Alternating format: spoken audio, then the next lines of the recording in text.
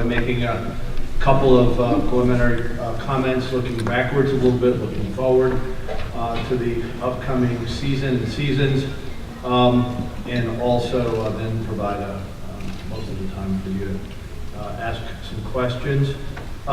Looking back to last year, certainly with Michigan playing their way to the championship game, it's a great season for them and represented us extremely well.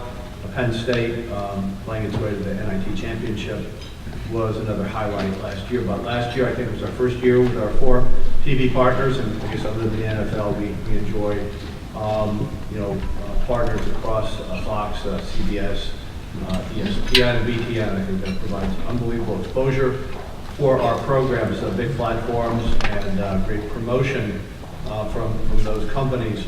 Attendance, 42nd year in a row in the country in attendance, and continue to do things in scheduling and other ways to bring Big Ten fans to our venues. One thing that we're going to be doing going forward is adopting the 20-game conference schedule. So we're pleased about that. If you look back a decade ago, I think we had a year where we had 16, we went 18, now we're at 20. I had a couple coaches joking last night about someday we'll be at 26. I don't know if that'll be anytime soon, but the fact of it is I think conference games, by and large, are winners with our fans, provide great competition for our players, and certainly television likes that they rate extremely well. In the format, the 20-game format, everybody will have 7 partners that they play on a regular basis twice, and then 6 that sort of rotate. And we've got 3 protected rivalries: Purdue, Indiana, Illinois, Northwestern, and Michigan, Michigan State. And then if you really inspect it closely, there's more. The closer you are to each other geographically, the more you play each other. So we're going to try to leverage rivalries in that way. Last year we exceeded 3 million fans for the 4th year in a row. We had 80 sellouts. For the 11th year in a row, we put 2 teams into the Sweet 16. We continue to move teams into the Final 4 and the Elite 8.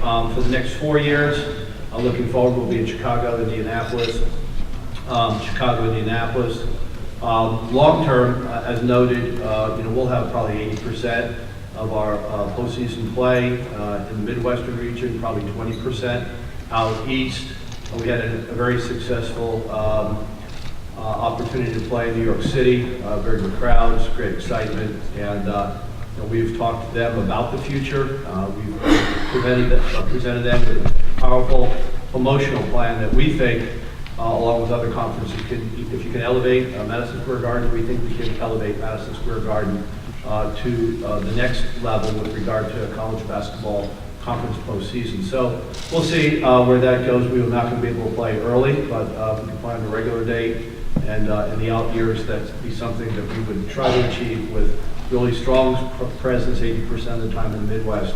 But that's part of our conference territory, and we want to be in our legacy territory as well as out east from time to time. We have 14 coaches back, which is good news, and we're looking forward to continuing to work with them. We were with them last night, and they're optimistic and excited about the start of the season. So, this is college basketball. College basketball has been challenged, is being challenged. A lot of that is in the Southern District of New York now.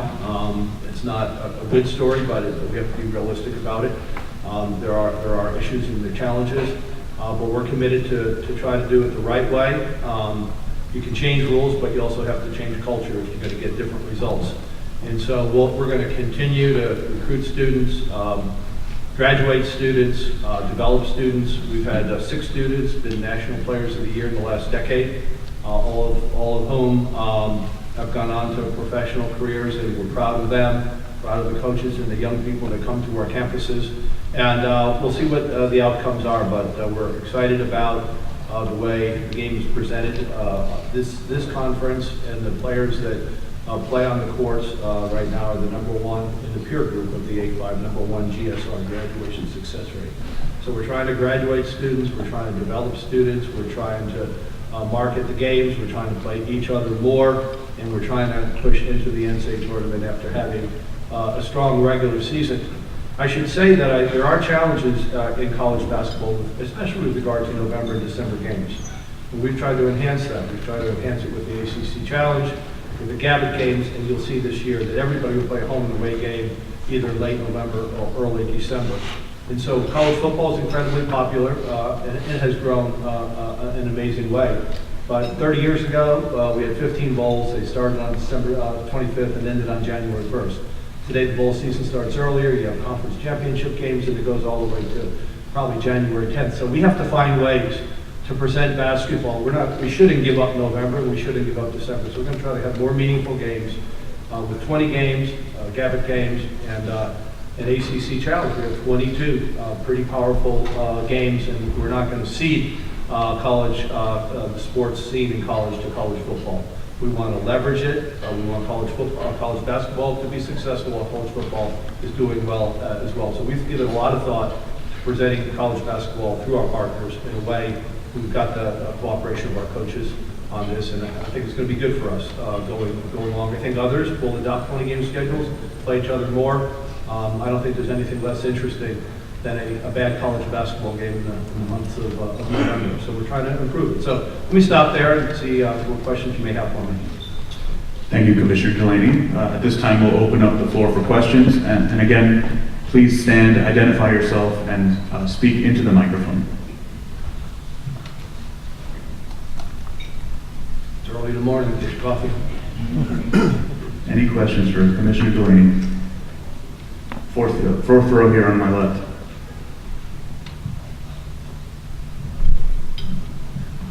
Andy Southman, AP. Jim, what do you think the impact of the trial in New York will be just on college sports in general?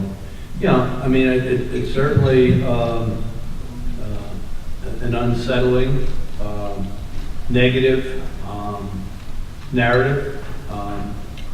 Not shocking to me. I would say there's going to be 3 trials, and every day there seems to be revelations. Some of them are new, and some of them haven't heard before. But these are statements made under oath as a result of the FBI wiretaps of hundreds of hours, if not more, thousands of conversations. So it's very negative. I would say as negative as it is, and there's no doubt that they are storm clouds of a significant magnitude. We have 300 Division I institutions, and we have 1,000 players that are being recruited every year. And while these are not isolated, I think that they are at a certain level of recruitment, and that certain institutions appear to be a pattern. These are not to be dismissed, taken seriously. But I will tell you this, I think that there are hundreds and hundreds and hundreds of players who are recruited properly, and hundreds of programs that are clean and do it by the book. But there's no doubt in certain places at certain times there's been a total crater of approach in terms of compliance with rules that we pass, that our institutions pass. And while a lot of us have had suspicions and concerns for a very long time, I would tell you that there are a lot of people that still do it the right way. And we have a rule of law, we have due process. People will be charged, they have been charged. They'll get their day in court. The theory of the government will be tested. The jury will make its decision. And we have an opportunity here to get better and healthier. And I hope you take advantage of that. Jim John's Peegs.com. Can you kind of explain a little bit, since you are a lawyer, the government's case as far as what specifically makes this criminal as opposed to just NCAA charges? And when you talk about changing culture, how do you go about doing that when rules are in place but they're already being violated? Yeah. Well, the government should, I'm not going to try to interpret the government's theory of the case. I know that there's money moving across state lines. I know that there's statutes that are intended to protect institutions. And then there's a prosecution decision that this activity crosses a line, but they should, that's a question better left to them. I haven't practiced law for 40 years, and I read the same papers you do, and so your understanding of their theory is probably as good as mine. As far as culture and rules are concerned, I mean, I think that it's always been an issue. Probably going back, Dave Ripson wrote a book, and if you read Dave's book about the beginning of college football in the 1890s, there always have been these kinds of issues. They used to involve boosters, now they involve third parties, whether they're shoe companies or commercial interests of one kind or another, agents and runners. And so I think there has to be a recognition that our approach can't be the same approach we took in the 80s. I don't think the colleges and the NCAA will ever get the kinds of governmental authority that it takes to break a conspiracy of silence or a conspiracy of hiding their approach. But I do think that we can set up evaluation processes. I think we can set up relationships with the companies that are cleaner, better, less conflict-ridden. And I think that the coaches who coach that are brought in to recruit can be better educated, and I think that the expectations can be clearer. So I don't think that any of the Rice Commission recommendations will solve them by themselves. And I do think that culture is something beyond the rules. It's about people and expectations, and then institutions, NCAA and others taking action when they see something wrong. And I don't think this is going to flip in 60 days, but I do think that we're in a process of change, and my hope would be in future years will be better than we are today. Because what we have today is not a good scene. Sure. Yes, Commissioner. Steve Hellwagon with 24/7 Sports. Listening to you discuss this issue, it's a very complex issue, I understand. I guess, and I know you're not the NCAA and don't make any of these decisions, but when you hear a year and a half ago or last fall, I guess, when this came out, that a shoe company is involved brazenly with buying athletes and peddling influence, why would the NCAA certify any events connected with that company going forward until such time that they prove that they're not flouting the rules of the NCAA? I mean, you got to take a zero tolerance policy or it's just going to continue to happen. I agree with you, and I don't know what their certification process is. I think they're intending, based on the Rice Commission, to move evaluation processes in different directions. That's in the process of being formulated. I think you're going to see more evaluation on our campuses and in areas where we have more control. But I agree with you. This didn't happen overnight. This has been going on for 30 years. It really wasn't much of an environment like this in the 80s or the 70s, but had different challenges. But this has, and it's not news to anybody who covers it. It's not news to anybody who recruits in it, and it's not news to anybody who tries to oversee it. It's not a pretty situation. But having said that, I have to tell you there are a lot of men who work in a lot of programs who don't engage in it, but there are some who do.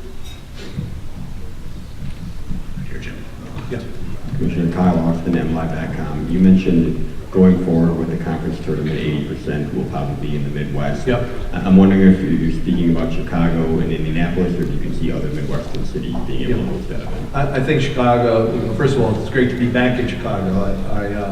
It's number 3 market in the country. It's number 1 for Big Ten because we've got 330,000 people in United Centers where we started. I think it's our 10th here, and so we're fortunate to have Chicago and Indianapolis. They're 2 of the great college basketball towns, college sports towns in the country. But after we get out to 4 years and we put a plan out and send it, I think it'll be more open and more competitive, and there'll be opportunities for other cities to express interest. So there's no plan to put Indianapolis and Chicago as great cities, but there'll be a competitive environment, and others will have a chance to comment on their interest in the out years. One final question. And during the Columbus Dispatch, you've talked about third parties and boosters and things like that. There's clearly a black market, or whatever you want to call it, for players that are talented. Why is there a thought that there's anything other than paying players that's going to alleviate these problems? Because while there is a certain portion of compromised players, compromised programs, and I don't think anybody would dispute that. We are in a business that is student-based, education-based. I think we've got over 200 million of financial aid. Most kids don't go pro. Some do. And to be honest with you, there should be more access to professional sports. We have it in baseball and other sports. We have different kinds of rules. Those are a function of who can go pro is how good you are, but it's really the players' union and the owners who prevent that. I'm very pleased that the NBA is at least taking up the rules that prohibit access by young players to professional sports. That's not the business we're in. We're in the business of creating opportunities for men, for women, for white guys, black guys, international women. We have 10,000 athletes, 200 and some million dollars of financial aid, 300 teams, 28 championships. That's what we do. And we do have a problem in certain parts of our sports programs, and there is a black market. It's not a new black market. I mean, it was there in the 70s, it was there in the 40s. Read Dave Revson's book. I spent 5 years as an NCAA investigator in the 70s. It was a different problem then, it was a booster problem. We don't have the booster problem, but we have a corporate problem. And so I think that before you throw the baby out with the bathwater and say the only answer is to have a draft and pay players at certain colleges and that will solve it. You know, you have a situation in the NBA where you have players cap.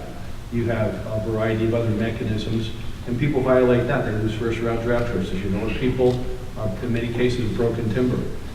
We do have the rule of law. These are the rules that we've agreed to. They're being tested in the courts, and like the cases in New York, we'll live with the outcome. I mean, people have access to the courts. We've won some, we've lost some. We've got one in California that's ongoing now. It'll go to the Supreme Court. But I think that our way of doing business is justifiable historically, and we'll see whether or not college sports will be college sports 10 years from now. It's being challenged in a lot of different ways. But in the interim, until those decisions are rendered in New York or California or by the Supreme Court, we'll try to manage and provide as many quality educational opportunities as we can, notwithstanding the fact that it's an imperfect system and people are imperfect as they try to work through it. Commissioner Jim Delany, thank you very much for your time. Thank you.